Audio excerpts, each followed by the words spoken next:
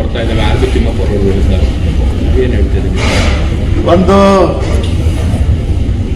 ತಿಮ್ಮಾಪುರ ಅವರು ಮಹಾತ್ಮ ಗಾಂಧೀಜಿಯವರ ಆಸೆಗೆ ಅನುಗುಣವಾಗಿ ಪ್ರತಿ ಹಳ್ಳಿನಲ್ಲೂ ಒಂದೊಂದು ಸರಾಯಿ ಅಂಗಡಿ ತೆಗಿಬೇಕು ಮತ್ತು ಗ್ರಾಮೀಣ ಪ್ರದೇಶದ ಜನರಿಗೆ ಪಟ್ಟಣಕ್ಕೆ ಹೋಗಿ ಕುಡಿದು ಬರಲಿಕ್ಕೆ ಹೆಚ್ಚು ಖರ್ಚಾಗ್ತದ, ಹೊರೆ ಆಗ್ತದ, ಸಮಯ ವ್ಯರ್ಥ ಆಗ್ತದ.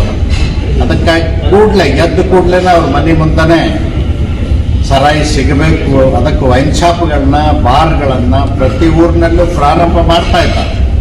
ನಮ್ಮ ಜಿಲ್ಲೆನಲ್ಲೂ ಒಂದು 70-80 ಹೊಸ ಬಾರ್ಗಳ ಲೈಸೆನ್ಸ್ಗಳು ಕೊಟ್ಟಿದ್ದಾರೆ. ಒಳ್ಳೆ ಕೆಲಸ ಮಾಡ್ತಾ ಇದ್ರು.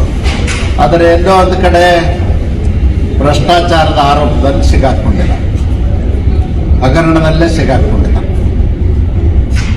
ಬಾರ್ ಅಸೋಸಿಯೇಷನ್ ಮಾಲೀಕರು ಅನೇಕ ಬಾರಿ ಹೇಳಿದ್ದಾರೆ, ಮುಖ್ಯಮಂತ್ರಿಗಳಿಗೆ ನಾವು ಲೆಟರ್ ಕೊಟ್ವಿ, ಭ್ರಷ್ಟಾಚಾರ ಜಾಸ್ತಿ ಆಗಿದೆ, ನಮಗೆ ಅಂಗಡಿಗಳನ್ನ ನಡೆಸೋದು ಕಷ್ಟ ಆಗಿದೆ, ಬಾರ್ಗಳನ್ನ ನಡೆಸೋದು ಕಷ್ಟ ಆಗಿದೆ ಅಂತೇಳಿ.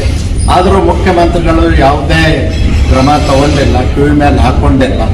ಅದಕ್ಕಾಗಿ ನಾವು ರಾಹುಲ್ ಗಾಂಧಿಯವ್ರಿಗೂ ದೂರು ಕೊಡ್ತೇವೆ, ಲೋಕಾಯುಕ್ತಕ್ಕೂ ಕೇಸ್ ರಿಜಿಸ್ಟರ್ ಮಾಡ್ತೀವಿ ಅಂತ ಹೇಳಿದ್ದಾರೆ. ಆದರೆ ಈಗಾಗಲೇ ಲೋಕಾಯುಕ್ತದವರು ಡೆಪ್ಟಿ ಕಮಿಷನರ್ ಕೇಡರ್, ಜಿಲ್ಲಾ ಮಟ್ಟದ ಅಧಿಕಾರಿ ಕೇಡರ್ದವ್ರನ್ನ ಲಂಚ ತಗೊಳ್ಳೋ ಮುಂದಾಗ 25 ಲಕ್ಷ ರೂಪಾಯಿ ಲಂಚ ತಗೊಳ್ಳೋ ಮುಂದಾಗ ಹಿಡಿದಿದ್ದಾರೆ.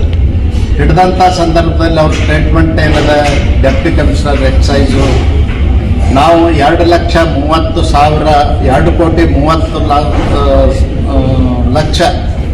ಕೋಟಿ 30 ಲಕ್ಷ ಬೆಂಗಳೂರಿನಲ್ಲಿ ಒಂದು ಬಾರ್ ಲೈಸೆನ್ಸ್ಗೆ ಹಣ ಕೇಳಿದ್ವಿ. ಅದರಲ್ಲಿ 1.5 ಕೋಟಿ ಮಾನ್ಯ ಮಂತ್ರಿಗಳಿಗೆ ಹೋಗ್ತದ.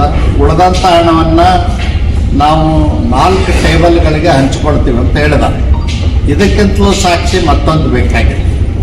ರೆಡ್ ಹ್ಯಾಂಡ್ ಆಗಿ ಸಿಕ್ಕೊಂಡಿದ್ದಾರೆ. ಅವರ ಜವಾಬ್ದಾರಿ ರಾಜೀನಾಮೆ ಕೊಟ್ಟು ತನಿಖೆಯನ್ನು ಎದುರಿಸಿ ತಾವು ನಾನು ನಿರಪರಾಧಿ ಅಂತ ಸಾಬೀತು ಮಾಡ್ತಕ್ಕಂಥ ಜವಾಬ್ದಾರಿ ಶ್ರೀ ತಿಮ್ಮಾಪುರ ಅವ್ರ ಮೇಲಿದೆ. ಅದಕ್ಕೆ ತಿಮ್ಮಾಪುರ ಅವರು ಮೊದಲು ರಾಜೀನಾಮೆ ಕೊಟ್ಟು ತನಿಖೆಯನ್ನು ಎದುರಿಸಬೇಕು ಅನ್ನೋದು ನನ್ನ ಒತ್ತಾಯ.